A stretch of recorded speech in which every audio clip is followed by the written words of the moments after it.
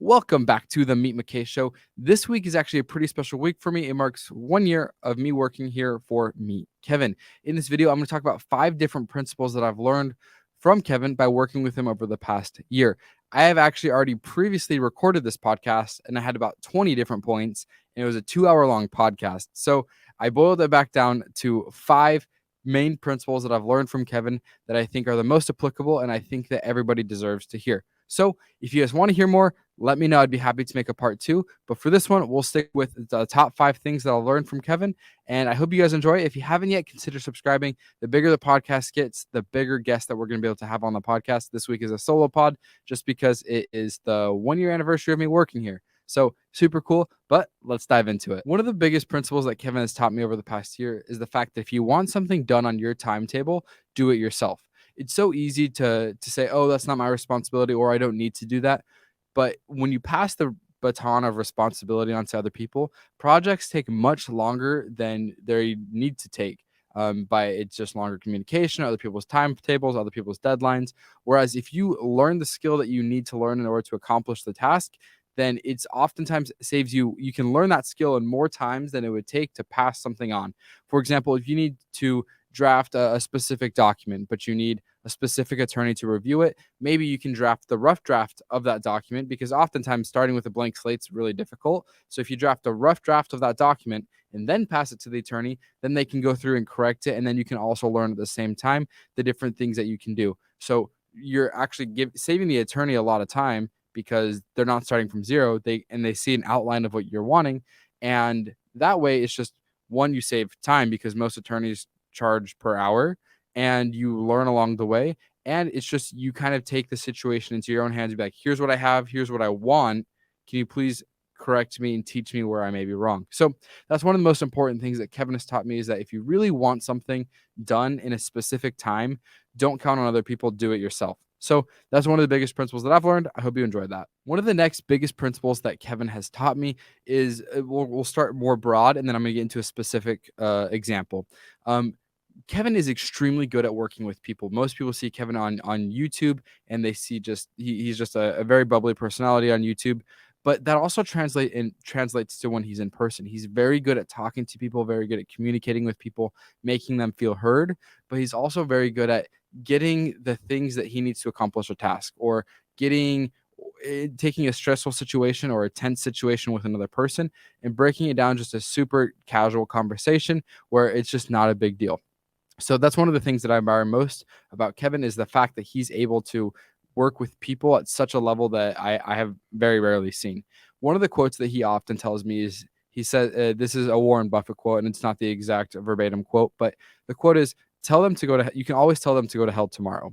What that means is, if you're angry with someone, if you're frustrated with someone, instead of just writing them a long angry letter or a long angry text or email, whatever it may be, don't do that, because you can always tell them to go to hell tomorrow, in metaphorically. And but if you take that approach, day one, when you're very first, like when you have all these frustrations, you can't think things through, and you're like, oh man, I just want this done, you're wrong, you're not going to get anything accomplished like that. So usually when we butt heads with somebody, like if we're trying to get permits for the city, for example, Kevin has 2 projects that he's been working for a long time on, and the permits have literally taken over 2 years to get. And instead, we would constantly just be getting bad news and bad news and bad news over and over again about why they had to delay the permits. They kept having to delay them. So instead of us responding very angrily and saying, man, you guys can't do your job, you guys are taking forever, because at the end of the day, they're all just people, we would get what's called a cookie card, or just a cookie cake. It's not super local to Arizona, so it's kind of new to me. I hear it in California, but the Mrs. Fields cookie cakes, we'd get the biggest cookie cake we could, and we'd write like, we love Ventura on it, and we'd deliver the cookie cake to the city, and they were always extremely happy after that. Most of the time we tried to do it anonymously, but they would usually figure out who did it, and it de-escalated the situation immensely. And it's one of the biggest lessons that Kevin has taught me, is don't, like, by the phrase, tell them to go to hell tomorrow. Usually if you de-escalate it and you're nice, you never even have to get to that point, because if you tell somebody off, then you're never going to get what you want anyways, and you're just going to have a bad relationship with them. Because especially in the business world, you're going to have to run into the same people multiple times. And so if your first interaction with somebody is telling them off, they're not going to want to work with you again, and everything is just going to take even longer. So that's why it's super important just to, even if you're frustrated, take a step back and kill them with kindness. At the end of the day, that's what Kevin's taught me when it comes to working with people. Kill them with kindness.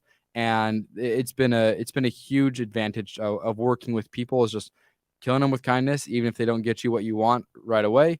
Be patient and keep on going. So that's one of the things that Kevin has taught me that has been super important when the more we work with house hack, working with realtors, working with brokers, working with different people that we're trying to get to know. If something doesn't work out, don't get angry. Just kill them with kindness. This is a big one. Kevin and he calls it flip-flopping, but I'll keep referring to it as flip-flopping, but basically it means changing your mind. If you've watched Kevin on YouTube, you know that he changes his mind a ton, or he calls it flip-flopping. And he lets it on to be like, oh, I flip-flopped again. And he kind of like puts himself down about it. But in reality, I think flip-flopping is one of Kevin's biggest, I call it superpowers, is because he has the ability to try something, and if it doesn't work, then you don't need to do it. Like there's so much power in just saying I changed your mind. Like if you decide to do plan A and you don't end up doing plan A, people are like, oh, what happened? I changed my mind. Like that's so powerful. And something that I've also come to realize is don't let the expectations of other people guide your decisions going forward. So even if you tell a group of people, hey, we're going to do plan A, and you think about it a little longer and plan A doesn't work out, it's okay to change your mind. Obviously, if you're planning logistically, you want to give people the appropriate heads up. But if you're just conceptualizing ideas, it's like, hey, I changed my mind. I don't think that's going to be a good idea anymore. So that's something that's really profound. I know it's super simple, but he changes his mind a lot. And sometimes it's frustrating logistically, because I have to move people around, call different people, cancel appointments, whatever it may be. But Kevin and I talk about this fairly often. Kevin told me that he usually flip-flops for the better. So when he makes a decision and he changes his mind and flip-flops, usually after the fact of after the flip-flop, after he changes his mind, it's usually a better decision, whether that's changing the plan, cutting out the plan entirely, whatever it may be. Post change mind, post flip-flop is usually better than if he had just stayed with the original plan.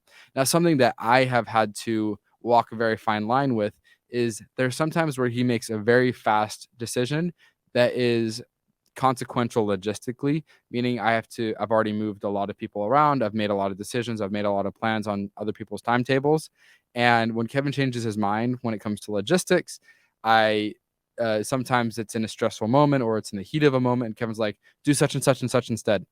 But in the back of my mind, logistically, I'm thinking, okay, that means I need to call 3 different people, tell them we're going to cancel, and that might hurt relationships. So when it's something like that, I actually tend to wait 5 minutes before I make those phone calls to change logistically. I'll go back up to Kevin, be like, hey, Kevin, I'm going to make all these changes like you wanted. Is this something that you would like to do? And at that point, usually the situation has de-escalated enough to where if it's a stressful moment, the stress is usually a lot less. And it's like, actually, no, let's keep going with what we already had. It's fine. But that's a very fine line, because you never want to think that Kevin doesn't know what he's talking about, or if anybody else is watching that your boss doesn't know what they're talking about, because sometimes you just need to. It's all about reading the room. If people are making a decision because they're frustrated or they're angry, then sometimes it's okay to let the room settle, everybody chill out, and then make a plan. When I'm planning with Kevin, I don't usually like to follow through on plans that he makes in the heat of the moment. Like what I just referenced, I'll let the situation de-escalate, wait 5 minutes, be like, hey, Kevin, would you still like to do such and such? Yes, perfect. So that's a very fine line that I've had to learn to walk, is when Kevin changes his mind, immediately doing it, or if it's in the heat of a moment, letting the moment pass through and then talking to Kevin about it again. And usually the situation has changed and things are good to go. So that's just what I've learned when it comes to Kevin flip-flopping or changing his mind, is that usually when you change your mind, it's for the better. I had a friend call me recently, and he was like, hey man, I'm thinking about doing such and such. And then I'm like, awesome, man, that's cool. And then a few weeks later, I called him again. I'm like, hey, how was that plan that you were talking about? He's like, well, I haven't wanted to talk about it because people make fun of me for changing my mind. I'm like, dude, don't think that don't let other people's opinions of you change your mind, because change your plans, because this is your world and they're not living your life. And if you thought about something, you saw different angles, and you want to change your mind, More power to you. It means you saw something you didn't see before, and that means you were actively progressing, trying to change a situation in your life. So that's one of the biggest things. It's okay to say, I changed my mind. It's not the end of the world. Yes, you may have to change plans, but it's better to change your mind before you do something than doing that thing and not being happy with the result when you were like, man, if I changed my mind, this wouldn't have happened. So that's just something that's something else that Kevin has taught me, is the power of saying, I changed my mind. This is probably one of the biggest things that Kevin has taught me that is so simple, but so profound. And you can literally say this out loud and it will change the situation. Quite simply, it's the phrase, one foot in front of the other. When tough things happen, one foot in front of the other. 2022 was a very challenging year for business and just for everybody. The economy was in disarray. Things weren't going according to plan. And at the end of the day, when things don't go according to plan, all you have to say is one foot in front of the other. Things are difficult. I actually have this on I pinned to my Twitter page. I'm going to read it for you guys because I think I've taken this quote to heart. On my Twitter page, it says, here's my mantra for 2023, one foot in front of the other. Business is hard, dating is hard, life is hard. One foot in front of the other, never stop, keep going. There's no better feeling than accomplishing difficult tasks every day. And that's just how it is. Difficult things come up, one foot in front of the other. An obstacle comes up. All right, what do we need to do? One foot in front of the other. Don't think 10 steps ahead. Just start taking one step to solve the problem. Every problem can be broken down into individual steps. Start taking those steps. That's something that Kevin has helped me with a lot. There's a lot of variables that change in my day-to-day basis. And instead of being frustrated, be like, oh man, I can't believe this happened, all you have to say out loud is one foot in front of the other. And that's something that we talked about a lot about at the end of 2022, but I've really carried into 2023 because as you guys know, we've started. Kevin obviously has his YouTube channel, but under his YouTube channel, I mean, outside of his YouTube channel, we also have 2 separate businesses that we've started. And so, seeing those businesses from the ground up, you encounter a lot of obstacles and a lot of different variables that change. And what do you got to do? Just one foot in front of the other. That's been super important for me. There's been a lot of situations in my life personally where things happen, things don't go according to plan. What do? One foot in front of the other. The sun will come up tomorrow, but you got to keep going. You can either you can either stay in your same situation, or you can continue to progress it. And that's something that Kevin's really hounded into me, is things happen, keep going. So really appreciate that. And on to the next one. This one is super, super important to me. And it's something that I think really separates the top 5% of performers versus the rest of the 95%. Quick interruption of the podcast really quick. If you guys want to learn how to build wealth the way Kevin has, check out the courses linked down below. And because you guys are a podcast listener, I'm going to get you guys an extra special discount.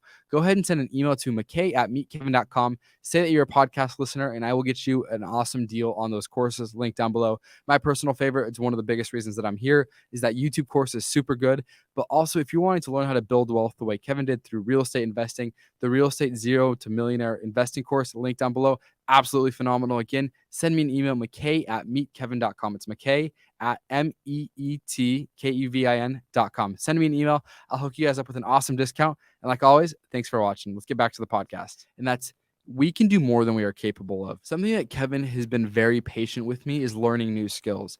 I didn't have a lot of skills under my tool belt, but Kevin has been very patient with me over the past year and has been sure to teach me different skill sets that I needed, whether that comes with dealing with people, hiring employees, firing employees, whatever that may be, starting companies, whatever it is.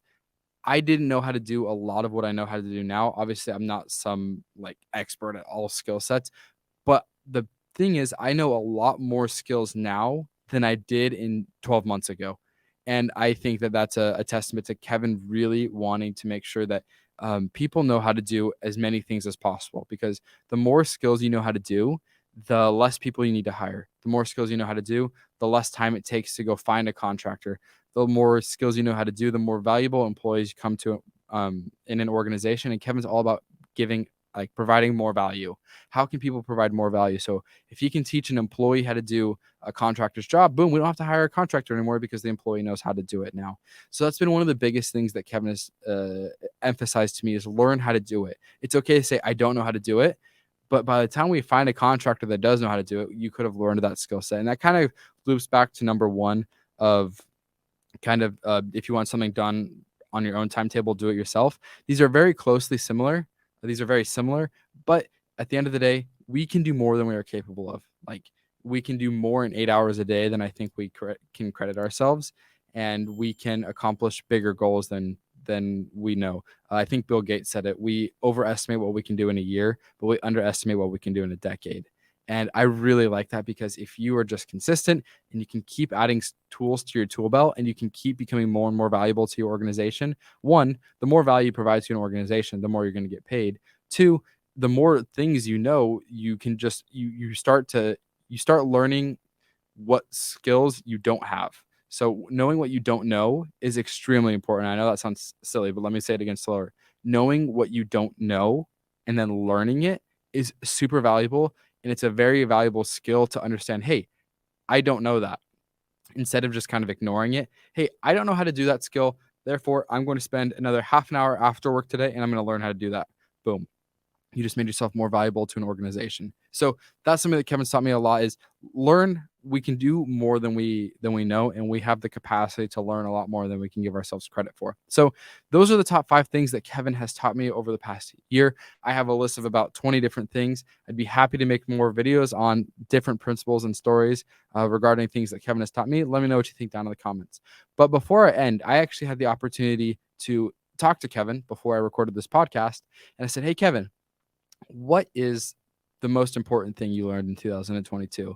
He thought about it for a second and said patience. And I have been thinking a lot about that quote from Bill Gates. We overestimate what we can do in a year. We underestimate what we can do in a decade. And what we're doing here at House Hack, what we're here doing at Stock Hack, and the YouTube company, we definitely can do more than in this decade. We have such a good game plan of what we have going forward that we are so thrilled here to be working on the projects that we're working on. And so I had Kevin elaborate a little bit. He's like, things tend to take longer than I anticipated, and that's okay. I'm going to kind of elaborate for Kevin on his point. I think Kevin, this is my perspective. Obviously, I'm not speaking for Kevin. This is just kind of my point of view. Since most of Kevin's career, he's been working alone or by himself. And so he's learned how to just do things very quickly. Like everything's on his timetable. If something doesn't happen, he knows what happened. He knows what's wrong.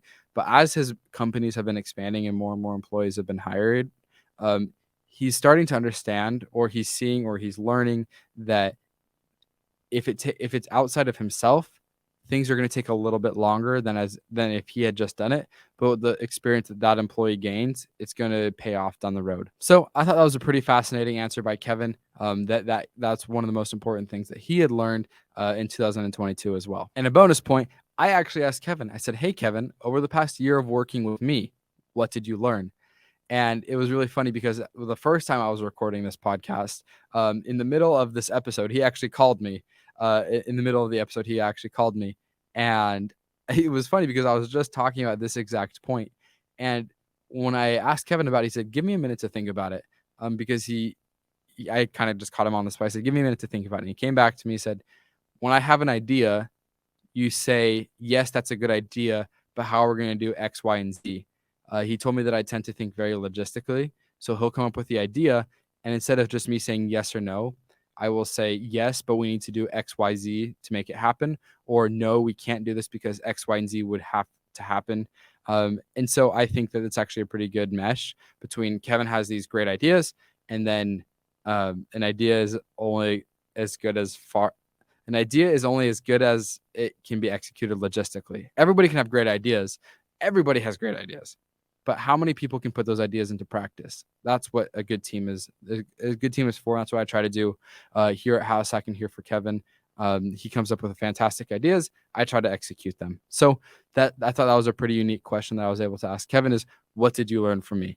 And he just really appreciates the fact that I think logistically and I don't just say yes or no. I give reasons and actionable steps. And I guess that's my job. So I have really appreciated working for Kevin. The fact that he's put so much time and investment into making sure that I'm learning what he needs me to learn and preparing to take this company to a whole new level. I look forward to the next 12 months, and I hope to make another episode here, a solo podcast in 2 years later about what I've learned, and I can look back and see how many new tools I've added to my skill tool belt. So if you guys haven't yet, consider subscribing. This was actually an extremely difficult podcast for me to make. Like I said, I had already recorded for 2 hours, and it was not my favorite. And so I took 20 points, boiled it down to 5 points. And I hope you guys have enjoyed this because I have a lot of lofty goals for House Hack and for Kevin's different companies. So I hope you guys enjoyed that. If you guys want to hear more points, I'd be happy to make a part 2. But until then, I can't wait to interview more guests on here, and I look forward to having some big names coming on the podcast soon, because I think there's something to learn from everybody, and I really enjoy talking to interesting people. I think there's the more we can understand about how people see the world, the closer we are to a true reality. I think everybody has a skewed perception of reality, and the more perspectives that we can see, the closer to an actual reality we can get. So I really like that, and I hope that if you guys haven't yet, you guys can consider subscribing. Again, the bigger the podcast the podcast gets, the bigger guests we're going to get as well. And if you guys have any questions, or if you have anything that you want to see, drop it down in the comments. I'll be happy to make a video about any questions. And like always, thanks for watching. We'll see you next time. Quick, if you guys want to learn how to build wealth the way Kevin has, check out the courses linked down below. And because you guys are a podcast listener, I'm going to get you guys an extra special discount. Go ahead and send an email to mckay@meetkevin.com. Say that you're a podcast listener, and I will get you an awesome deal on those courses linked down below. My personal favorite, it's one of the biggest reasons that I'm here, is that YouTube course is super good. But also, if you're wanting to learn how to build wealth the way Kevin did through real estate investing, the Real Estate Zero to Millionaire Investing course linked down below, absolutely phenomenal. Again, send me an email, mckay@meetkevin.com. It's mckay@meetkevin.com. Send me an email. I'll hook you guys up with an awesome discount. And like always, thanks for watching.